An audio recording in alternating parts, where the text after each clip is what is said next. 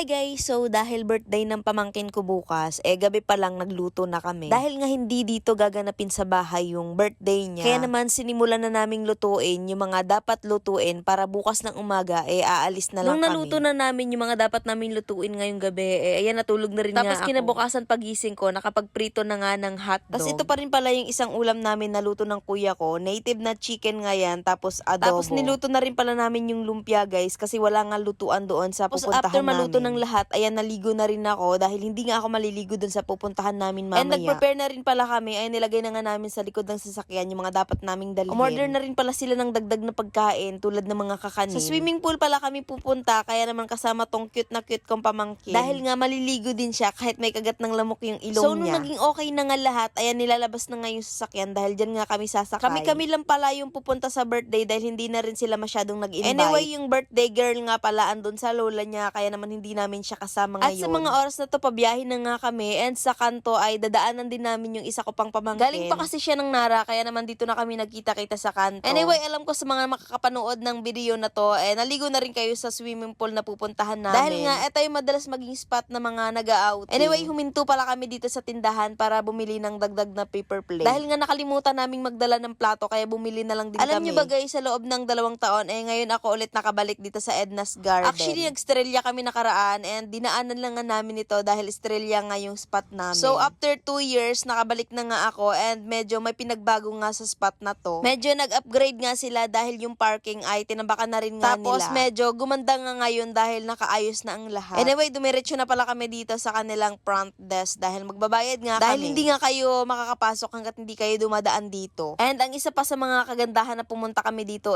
Friday nga ito, and wala gaanong tao. Kaya naman masasabi kong sulo namin yung pool. Matao kasi dito guys, lalo na pag Saturday or Sunday, o di kaya holiday. So dahil Friday ngayon, ayan, wala nga masyadong tao, and magiging sulo nga namin yung anyway, pool. Nung makarating nga kami dito, ayan, nagtulong-tulong na nga kaming ibaba yung mga dala namin. At ito nga guys, lahat ng handa na dala namin, and hindi rin nga namin yan naubos dahil kami lang din yung kumain. So habang inaantay nga namin yung my birthday, ayan, nag-ikot-ikot nga muna ako dito sa poolside nila. Ngayon mo lang talaga ma-appreciate yung ganda nito dahil nga kakaunti yung tao. And ayan, naligo na rin nga yung mga batang kasama namin dahil mainit na rin nga sa mga oras na to. Sayang nga at hindi ako makakaligo. Ang lamig-lamig pa naman ng tubig yung dito. Feeling na init ka sa katawan mo, tapos pag lublob mo nilalamig ka din. So anyway, sa mga oras na to nagpapadingas nga yung kuya ko dahil iihaw niya nga yung pork na binabad namin tapos kagabi. Tapos ako nag-iikot-ikot lang at kumukuha lang ako ng mga videos. Ang ganda pala pumunta sa spot na to kapag walang tao. Like Monday to Friday, basta hindi holiday kasi magiging sulo nyo talaga yung lugar. Kaya naman nga kung may birthday yung family nyo,